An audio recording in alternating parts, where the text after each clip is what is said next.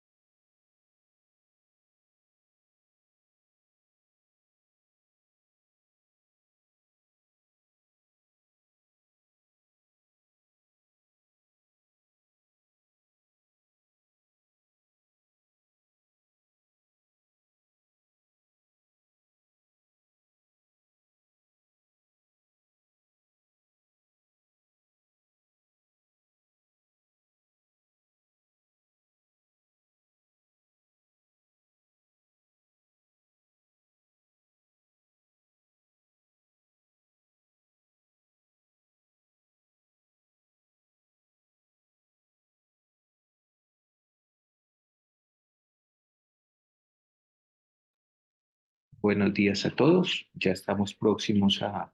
iniciar nuestra charla. Les agradezco que nos den un par de minutos más para terminar de ajustar unos problemas de conexión que hay y damos inicio.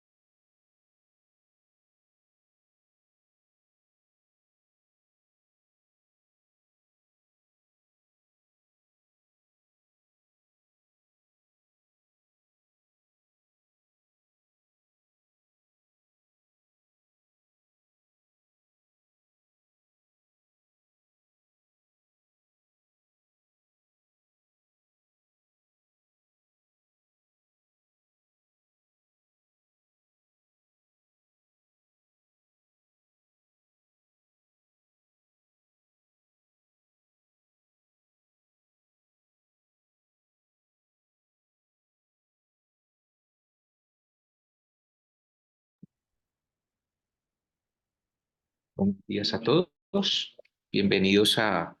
esta charla con la que cerramos nuestra gestión desde la Dirección Distrital de Asuntos Disciplinarios y la Secretaría Pública Distrital. Y hoy vamos a hablar de las inhabilidades, incompatibilidades y conflictos de interés. Para quienes no me conocen, Camilo Andrés García, asesor contratista de la Dirección Distrital de Asuntos Disciplinarios, y pues para nosotros es un placer que nos acompañen en esta charla donde queremos abordar unos puntos, digamos, esenciales de las inhabilidades, las incompatibilidades y los conflictos de intereses, y más ahora que en el cambio de administración vamos a tener muchas personas que van a eventualmente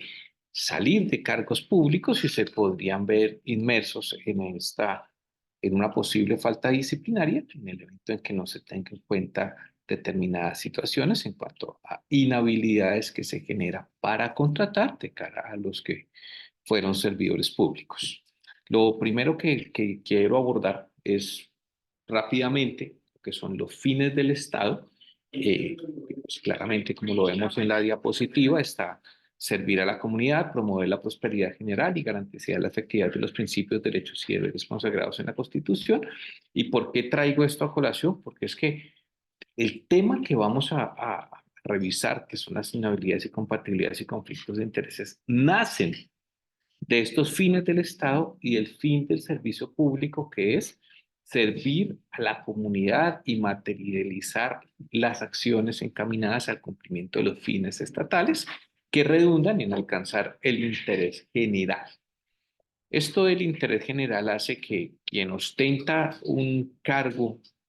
en el servicio público no utilice ese poder que se genera por la ejecución de determinada función pública o por la ejecución de un cargo,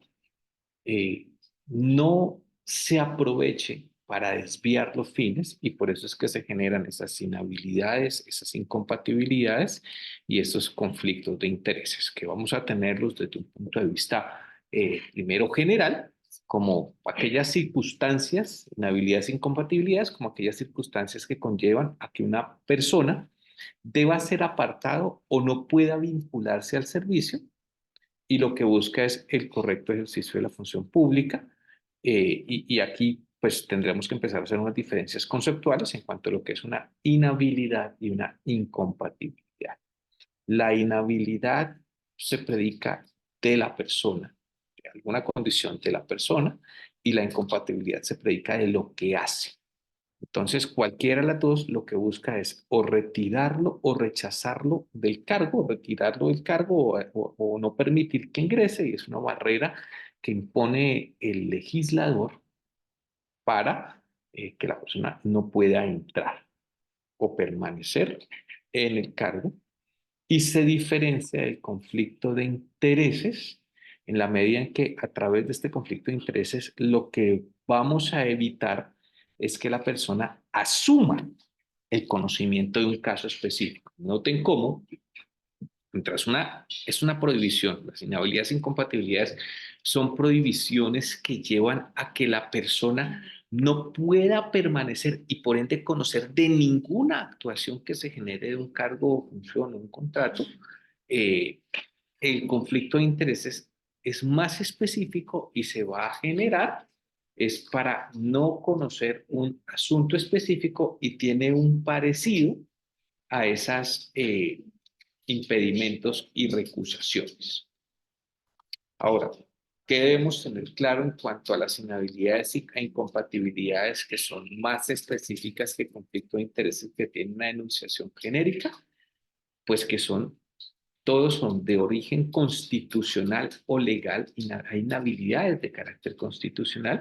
que tienen una interpretación restrictiva y que no admiten analogía, en la medida en que lo correcto es que cuando una persona está vinculada a la administración pública pueda ejercer aquello para lo cual fue vinculado, y el conflicto de intereses es esa excepción a la cláusula general de competencia que me lleva a que yo deba conocer de todo aquello que la ley me habilite. Y pues en cuanto a las inhabilidades e incompatibilidades, repito, lo que me van a evitar es que la persona pueda ingresar o permanecer en el cargo. Ahora,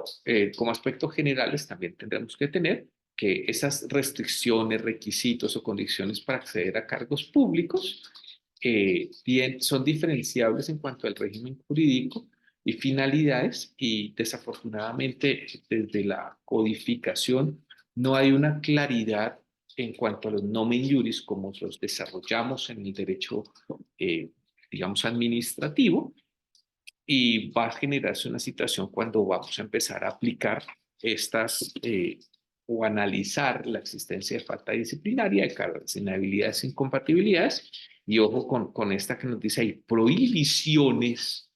porque la Corte Constitucional nos ha hablado que las inhabilidades e incompatibilidades son prohibiciones que hay para acceder a un cargo público.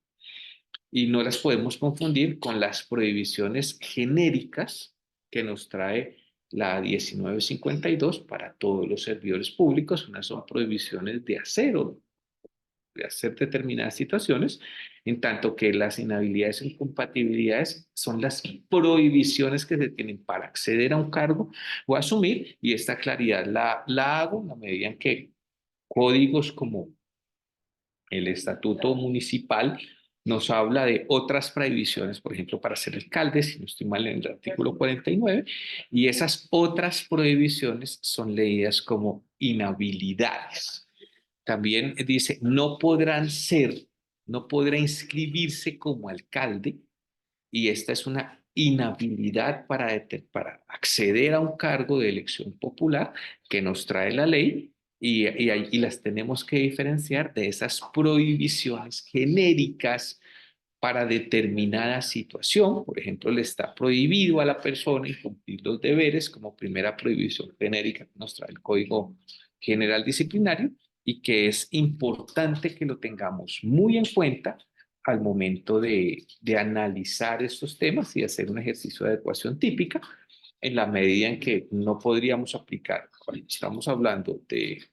estas prohibiciones, no podríamos estar directamente hablando, que son las prohibiciones que nos trae el Código General Disciplinario. ¿Y por qué se presenta esta situación? Repito, porque el legislador no legisla de cara al derecho disciplinario, sino que legisla de cara a la función pública, a la función administrativa, y no llega a detallar el impacto que tiene estas definiciones en nuestro código general, en el derecho disciplinario, y allí tendríamos que tener una interpretación armónica de lo que es el régimen de inhabilidades e incompatibilidades para llegar a hacer, repito, ese ejercicio de adecuación típica. Ahora, aterrizando un poco más en nuestro asunto, pues tendremos que hablar que las inhabilidades tienen un origen constitucional, como les decía, buscan proteger la finalidad del servicio público, garantizar la transparencia, la imparcialidad, la igualdad, la moralidad en el acceso y la permanencia en el servicio público, y además asegurar la primacía del interés general sobre el interés particular. No, el legislador partió de una base, y es que no me importa si usted, por ejemplo, las inhabilidades que nacen con ocasión a lazos de consanguinidad o afinidad, no me importa si usted es el peor enemigo de su hermano o de su papá, o si rompieron relaciones hace mucho tiempo, vamos a partir de una garantía, de una prevención, si me lo permiten, de una profilaxis jurídica, y lo que vamos a buscar es, independientemente de las relaciones que usted tengan, y no vamos a entrar a detallar sobre esas relaciones, el legislador, vamos a establecer unas inhabilidades para evitar, por ejemplo, el nepotismo. Así las cosas, pues vamos a empezar a entender que este régimen de inhabilidades no admite una prueba que permita determinar que no hay un impacto, porque de por sí la Constitución y la ley presume ese impacto y simplemente establece la inhabilidad para que sea observada por todos los intervinientes. Y vale la pena entonces empezar a desarrollar que unas son las inhabilidades para acceder al cargo público y otras son las inhabilidades para contratar. Y ojo acá, porque muchos servidores públicos no podremos, al momento de dejar el servicio, por ejemplo, prestar a título personal o por interpuesta persona, servicios de asistencia o representación o asesoría en temas relacionados con las funciones propias del cargo, hasta por el término de un año, y acá hay una modificación grande que existía con el artículo 35, numeral 22 de la 734, que claramente se desapareció en su contexto de prohibición, y llegamos a que ahora el artículo 56, numeral tercero, me trae esta prohibición, se llamaba ya con la 734, y en aras de ser consecuentes con lo que se ha desarrollado en el derecho disciplinario, pues se tipificó esta conducta ahora en el artículo 56, falta gravísima eh, de desarrollo, que se desarrolla en virtud de evitar esa puerta giratoria. Y se bajó de 2 años que se tenían en el artículo 21, numeral 330 y 35, prohibición de 734, a un año después de la dejación del cargo para aquellas situaciones genéricas, y para las específicas que se tienen en virtud de lo que se conoció con ocasión del cargo o función, pues una inhabilidad para toda la vida, que inclusive para los que somos abogados se ve también replicada en el código, en el estatuto del abogado. Ahora, siguiendo nuestro contexto, vamos a encontrar en el artículo 8 de la Ley 80 de 1993 también esa inhabilidad. Entre esas está para las personas que han desarrollado una función, perdón, un cargo, que han ejercido un cargo de dirección o asesor, va a verse reflejado en esa inhabilidad para contratar con esa entidad, y genera esa inhabilidad.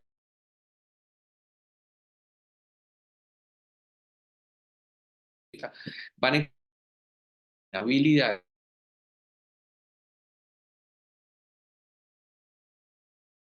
los criterios, pero en últimas llegamos al unísono a una situación, y es evitar que la persona acceda a un contrato aprovechándose de lo que pudo haber hecho siendo servidor público, o por determinadas situaciones que tenga, por ejemplo, ser pariente, está en cuarto grado de consanguinidad, segunda afinidad es la parte genérica, hay unos que suben y hay otros que bajan, respecto del nominador, y lo que vamos a buscar aquí es evitar que el interés particular vaya por encima del interés general, y que la persona acceda a contratos cuando claramente no debería hacerlo, porque existen unas situaciones o bien de sanguinidad o bien de ejercicio que hacen que no pueda o que no deba tener acceso a la contratación estatal, que recordemos también lo que busca es servir de instrumento. El contrato estatal sirve de instrumento para poder lograr la, los cometidos del Estado. Entonces, pues vemos en la filmina cómo esas inhabilidades o las finalidades, en cuanto a las inhabilidades, es fijar la capacidad jurídica para ser sujetos de la relación contractual, busca materializar los principios de la función administrativa en el marco de los contratos y garantizar la selección de contractivas, la selección, perdón, de contratistas en condiciones objetivas, así estemos en contratación directa. Porque eventualmente dicen, pero espere un momentico, es que en contratación directa no se compite con otros oferentes, y llegamos a decir que en la contratación directa se compite contra las necesidades de la administración, y lo que vamos a buscar que nuestras capacidades, nuestra idoneidad esté acorde con lo que la entidad necesita para ejecutar ese contrato, por ejemplo, de prestación de servicios que se ha llevado con la modalidad de selección de contratación directa, y además va a buscar a través de la inhabilidad asegurar la celebración y ejecución del instrumento contractual. Y bueno, siguiendo con nuestra charla de hoy, vamos a tener que diferenciar entre las inhabilidades que son producto de una sanción, voy a pasar una diapositiva rápido, y las inhabilidades que no son sancionatorias o que inhabilitan un requisito. En cuanto a las primeras, tienen origen en una imposición de una condena o de una sanción disciplinaria fiscal y lo hablamos acá, en los procesos de responsabilidad política, convencional, correccional, dependiendo de los cargos, pueden tener una implicación hasta llegarme a decir, pues, no puede ser servidor público o no, eventualmente no puede ser contratista y operan de manera automática una vez impuesta la sanción. En el derecho disciplinario tenemos como una de las sanciones la inhabilidad general o la inhabilidad especial, con unos términos específicos, y estas inhabilidades hacen que eventualmente, si una persona está vinculada al servicio público, surja una inhabilidad sobreviniente que haga que se tenga que retirar, so pena de incurrir en una nueva falta disciplinaria. También tenemos inhabilidades constitucionales que no se tienen como sanción propiamente, sino que son inhabilidades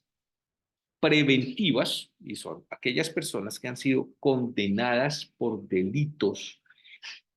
contra la administración pública y esté su condena en firme, no podrán vincularse con el Estado de por vida. Noten aquí que la sanción está en el proceso penal y vamos aquí a un proceso, a una habilidad que surge de una disposición constitucional y lo que me genera es no poder vincularme al Estado y acá es importante traer a colación lo que nos analizó la Corte Constitucional en cuanto a que esa inhabilidad de por vida en sí mismo no constituye una sanción, porque si lo concibiéramos así, estaríamos ante una pena perpetua que está prohibida constitucional. Hago acá una pausa y les quiero recordar que por favor nos ayuden diligenciando nuestro registro de asistencia. Para nosotros es muy importante. Voy a volver a colgarlo en el chat en este momento para que lo tengan presente y puedan todos registrarme ese certificado de asistencia que es importante para nosotros. Seguimos ahora con las inhabilidades no sancionatorias. Y en cuanto a esas inhabilidades no sancionatorias, son unas inhabilidades que lo que buscan es la protección de unos principios como la lealtad empresarial, la moralidad, y lo que requieren no es un juicio punitivo, sino que lo que buscan es que una medida de protección del interés general. Estas son inhabilidades que se generan. Por ejemplo, una persona no podrá acceder a un contrato cuando ha sido servidora pública en la misma entidad. Miren que aquí no hay ninguna sanción, sino que la inhabilidad que les hablaba del artículo 56 de la 1952, lo que busca esta inhabilidad es proteger la igualdad, proteger que la persona no se aproveche de lo que fue como servidora pública para luego acceder a un contrato. Y así tenemos en nuestro derecho administrativo varias inhabilidades, que, repito, son inhabilidades requisito. Pasando un poco más adelante a nuestro tema, pues debo resaltar que el legislador es el que tiene la competencia para definir las inhabilidades y esto va a surgir un poco de cómo está estructurada o en la constitución política nuestra inhabilidad o cómo ha sido adoptada a través de una ley. No voy a hablar de una inhabilidad adoptada a través de un reglamento porque es que esto sería jurídicamente imposible. Recordemos que solo el legislador es el competente para establecer inhabilidades e incompatibilidades, en tanto que ellas, repito, son una talanquera, son una restricción que solo puede ser ordenada en virtud de una ley. Aquí nos pasa algo parecido a lo que sucedía con las prohibiciones o lo que sucede con las prohibiciones. Recordemos que por allá el artículo, la ley 734, artículo 35, el inciso final, nos decía las demás inhabilidades que se adopten a través de reglamento y en una sentencia de constitucionalidad se hace el análisis de la naturaleza de las prohibiciones y nos dicen, estas solo son de orden legal. Y asimismo, en materia de inhabilidades, se habla que estas son de orden legal. El tener una inhabilidad de orden legal lo que busca es proteger el exceso que se pueda dar por cualquier ordenador del gasto que empiece a generar inhabilidades para inspeccionar un contrato o sencillamente para que cualquier servidor público establezca prohibiciones para acceder a un cargo estatal o acceder a un contrato en el marco de un derecho fundamental estatuido en el artículo 40 de la Constitución, donde nos dice que todos tenemos derecho a acceder en la o a participar, perdón, en la política pública y acceder a los cargos que se tienen en virtud del ejercicio de esa política, que son los cargos estatales. Así las cosas, dependiendo de esa regulación constitucional, vamos a tener la posibilidad de desarrollar inhabilidades a través de la ley, verificando que la medida persiga, como lo leen acá en la filmina, una finalidad legítima, importante e imperiosa, y esto va muy de la mano con que la inhabilidad sea razonable y tenga una proporcionalidad, o sea, que sea idónea, que tenga una necesidad y que tenga un fin específico. Nosotros cuando estamos hablando del derecho sancionador hablábamos de un referente material para imponer alguna conducta o exigir determinada situación y en temas de inhabilidades e incompatibilidades cobra una especial relevancia en la medida en que cuando una persona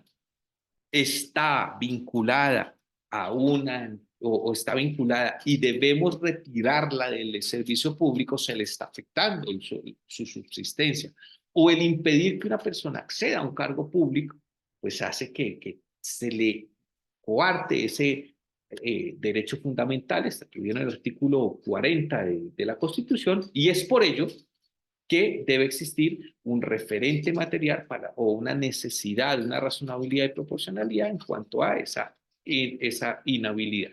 Y es por ello que cuando la Corte Constitucional nos hace un análisis de la constitucionalidad de una inhabilidad o una incompatibilidad, empieza a hablar de un juicio de proporcionalidad leve o un test de intensidad leve, que lo que va a buscar es mirar que la medida persigue un objetivo legítimo o no prohibido por la Constitución y que sea prima facie, no van a ser una adecuación de fondo adecuada para alcanzar la finalidad identificada. Tenemos el ejemplo de análisis de intensidad leve en la sentencia C-101 de 2018.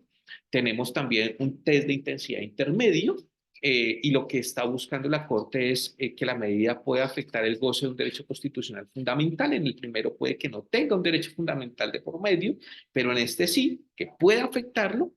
como es el caso de acceder a algos públicos, y aquí va a mirar no solo que el fin sea legítimo, sino también que sea constitucionalmente importante establecer esa inhabilidad y va a tener que hacer un análisis la Corte o lo que va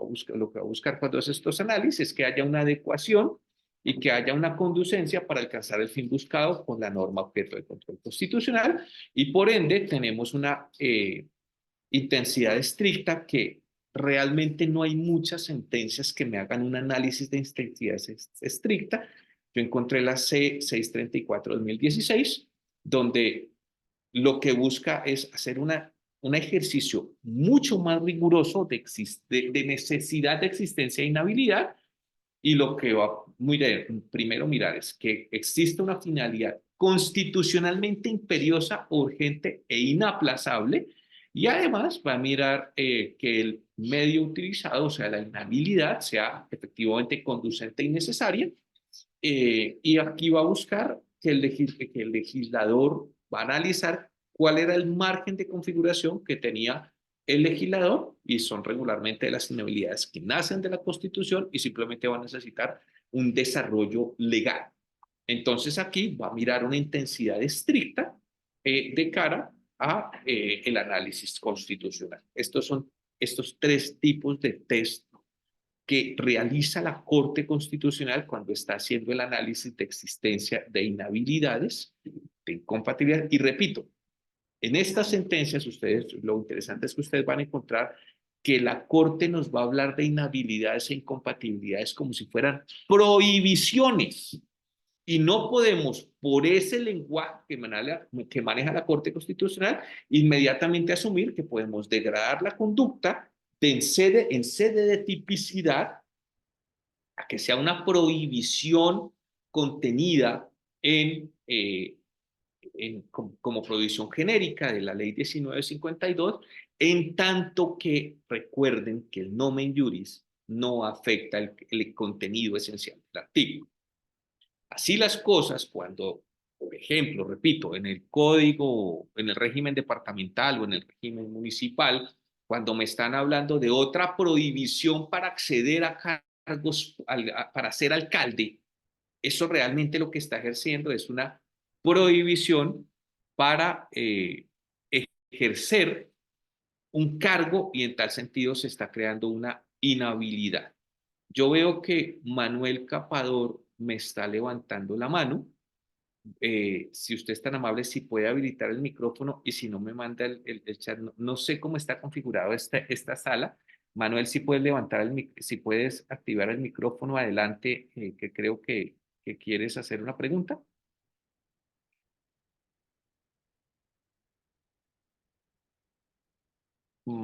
Miguel, no, veo que no se puede. Si me haces el favor y la envías por chat y la vamos absolviendo. Si estás de acuerdo, ahí en el chat está, en los chats están las temas. Acá tenemos a nuestra querida María Paula ayudándome en las preguntas y respuestas. Entonces, ya, no veo preguntas. Si no las puedes enviar, Miguel, por el chat de preguntas, la pregunta y con mucho gusto la analizamos ¿vale? Voy a seguir mientras Miguel escribe la pregunta.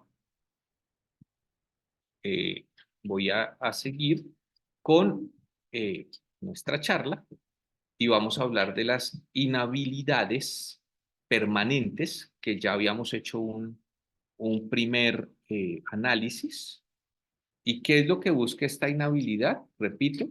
imponer una restricción de los derechos de las personas y no son compatibles con el fin resocializador de la pena. Les estaba diciendo que en Colombia, por constitución, no existen penas perpetuas. Tampoco, pero las inhabilidades permanentes no son una pena. No tienen una función resocializadora, sino una función preventiva, y lo que van a buscar es operar como instrumentos para evitar que la persona que haya sido condenada penalmente por un delito contra la administración pública ingrese a la administración. Esto es una inhabilidad que nace de la Constitución, un acto legislativo, y en tal sentido no tiene desarrollo legal, y lo que está buscando esta inhabilidad permanente es evitar que la persona ingrese al servicio público por haber sido sancionado penalmente, repito, por delitos contra la administración pública.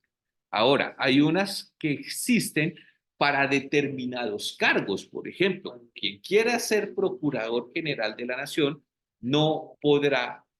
haber sido sancionado disciplinariamente en ningún momento.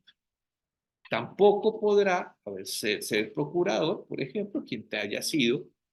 sancionado, o tampoco podrá ser juez, inclusive el que haya sido sancionado penalmente por delitos dolosos. Entonces, miren cómo hay una inhabilidad que es permanente y que va muy aparte de la resocialización de la pena, como vimos en la Filmina, y lo que busca es evitar que la persona o ejerza un cargo público determinado o desarrolle la función pública. No sé si perdón, si Miguel pudo poner la pregunta. Dame un segundo, quiero mirar, no veo preguntas eh, que haya puesto Miguel. Entonces voy a seguir con la charla, estando muy atento al chat, por si quiere Miguel o cualquiera de los participantes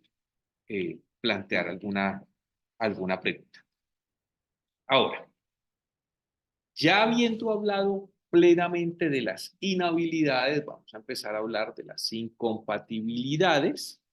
que consisten en una previsión dirigida a que el titular de la función pueda acceder a determinadas actividades o ejercer simultáneamente competencias propias de la función y las correspondientes a otros cargos. Existía una en la Procuraduría en el decreto 262 de 2000, que era que cualquier servidor público de la Procuraduría no podía ejercer ningún otro cargo público ni desarrollar un empleo privado. Esta era una incompatibilidad que fue recientemente declarada inconstitucional en atención a que era excesivo. Se sancionaron a muchas personas de cara a que eventualmente eran servidores de la Procuraduría, pasaba por ejemplo con las personas de servicios, de atención de servicios, y llegaban y de pronto les salía un negocito para llegar a, ¿qué? Para llegar a trabajar un fin de semana arreglando una casa y los comprobaban eso y los sancionaban porque decían es que usted eventualmente lo que hizo fue también obligarse como particular para desarrollar una obra. Y esa incompatibilidad fue declarada inconstitucional por ser excesivo. Miren cómo lo que buscaba era evitar que cualquier funcionario de la Procuraduría entrara a desempeñar cualquier cargo, función pública o privada, y eventualmente lo que se analizó fue, eh, perdón un segundo, ingeniero, es que estamos, gracias, ingeniero, qué pena con ustedes. Entonces, esta incompatibilidad fue declarada inconstitucional en la medida que lo que se buscó eventualmente era evitar que la persona pudiera acceder a otro cargo o mejor, a otro empleo privado en horarios no laborales, y el análisis que se hizo fue que era totalmente excesivo porque hay un margen en el que la persona podría comprometerse con otros particulares para el ejercicio de determinadas situaciones. Ahora, esto no puede ir en contra de esa prohibición que existe a todos los servidores públicos, o mejor, de ese deber, no es prohibición, de ese deber que es exigible a todos los servidores públicos, de dedicar la totalidad del tiempo laboral al ejercicio de la función para el cual fuimos vinculados al Estado. Entonces tiene que haber un equilibrio y no puede entrar en conflicto mis labores personales con lo que estoy ejerciendo en un determinado servicio público. Miremos cómo entonces esas incompatibilidades se generan, por ejemplo, cuando una persona es abogada y no puede ejercer la abogacía cuando está vinculada al servicio público, a menos que el cargo así lo exija, como pasa con los personas que están vinculadas a una oficina jurídica, donde es requisito ejercer la abogacía para defender al Estado. Pero en la mayoría de los casos, si una persona está vinculada a una oficina de control disciplinario interno y es abogado, no puede ejercer un cargo público. Digamos que está en entredicho, o mejor, está clarificado también, no en entredicho, está clarificado también que una cosa es ejercer la abogacía y otra cosa es ejercer las acciones constitucionales. Yo como ciudadano, así sea servidor público, puedo eventualmente demandar la constitucionalidad o la inconstitucionalidad de una ley eh, a través de una acción pública en la que no se requiere ser abogado, y ello no me haría incurso a una incompatibilidad por ser abogado, estar vinculado al servicio público y estar ejerciendo una acción constitucional. Entonces, teniendo claro este régimen también de incompatibilidades, que repito, lo que genera es una prohibición, pero no entendida como prohibición específica, como esa prohibición, sino como una prohibición de cara a acceder al servicio o acceder a otro servicio, pues pasaremos entonces a hablar del conflicto de intereses, que lo que busca es determinar que una persona que está vinculada a un cargo no haga que exista una concurrencia entre el interés particular y el interés público. Y tenemos dos situaciones frente a los conflictos de intereses. Hoy por hoy, tenemos que, al momento de ingresar a un cargo, al momento de firmar un contrato, tenemos que hacer un análisis de nuestros posibles conflictos de intereses, y acá hemos avanzado un poco a no solo dejarlo a la necesidad de denuncia del conflicto de intereses, sino que tenemos que hacer un análisis y poner de manifiesto nuestros posibles conflictos de intereses. Por ejemplo, cuando entra una entidad que va a regular determinadas situaciones y uno de los sujetos, objeto de regulación, puede ser un pariente mío. Entonces, aquí es donde empezamos a desarrollar todo un tema de conflictos de intereses. Y pues claramente vamos a empezar a exigírsele a los servidores públicos, desde lo que me ha permitido función pública, eh, denunciarlos de manera preventiva a efectos de ir identificando y declarando genéricamente esas situaciones que eventualmente pueden generar ese conflicto. Y esto está desarrollado en la ley 2013 y obviamente en la ley 1437, en nuestro CEPACA, y lo que me va a llevar es a prevenir que la persona asuma una competencia cuando tenía el deber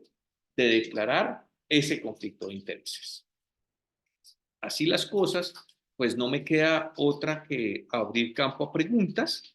de cara a lo que les he querido plantear y empezar a responder esas preguntas. ¿Hay alguna pregunta? No veo preguntas en el chat, estoy analizando, si permítanme un segundo, estoy mirando, no veo pregunta, entonces pues quiero volver a enviarles el link para que por favor nos diligencien la, la asistencia y para nosotros es importante. Quiero además darles las gracias a todos por haber participado en todo este ciclo de charlas y conferencias que ha tenido la Dirección Distrital de Asuntos Disciplinarios. Les quiero agradecer, no sé si tengan algunas preguntas, si la quieran poner en el chat o si fui claro, quiero agradecerles a todos la asistencia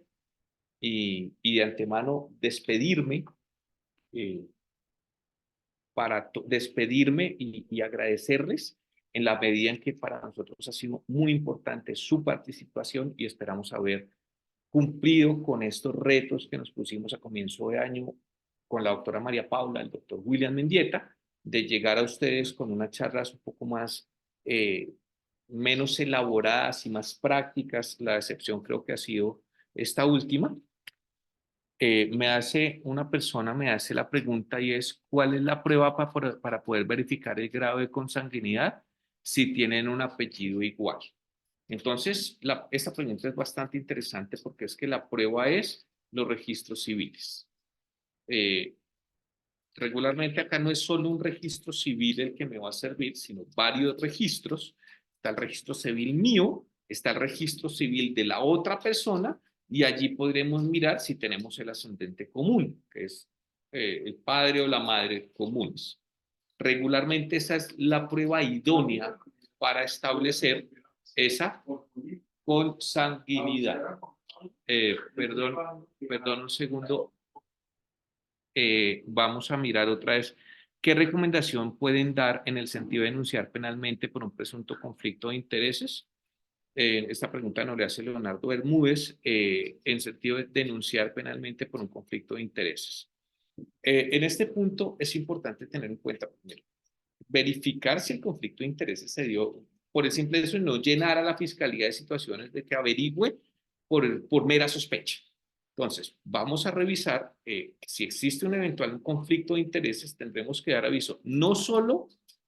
a la fiscalía y no solo hablar de la denuncia penal, sino también de la denuncia disciplinaria o del informe. Y acá pues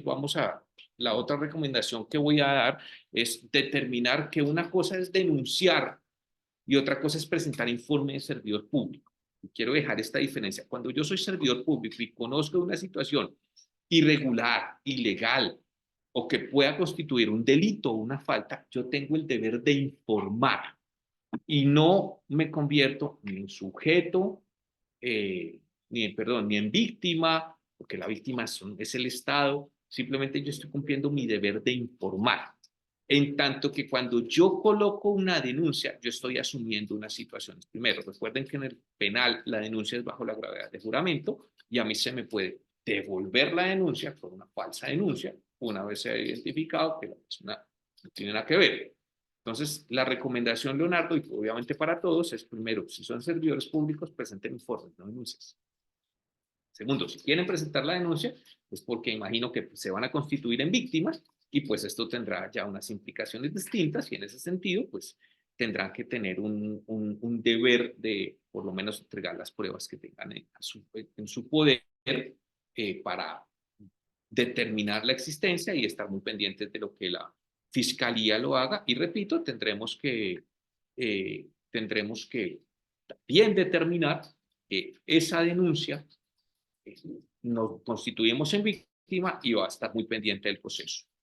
No sé si aquí fui claro, Leonardo. Voy a leer de Luis Lizarazo, que dice, esta charla se puede ver en YouTube. Cuando iniciábamos la charla les decía que hubo una situación, no pudimos hacer la charla en vivo en YouTube, pero como está quedando grabada, vamos a cargarla en el canal de la Secretaría Jurídica Distrital. Entonces, aspiramos que mañana ya la puedan ver.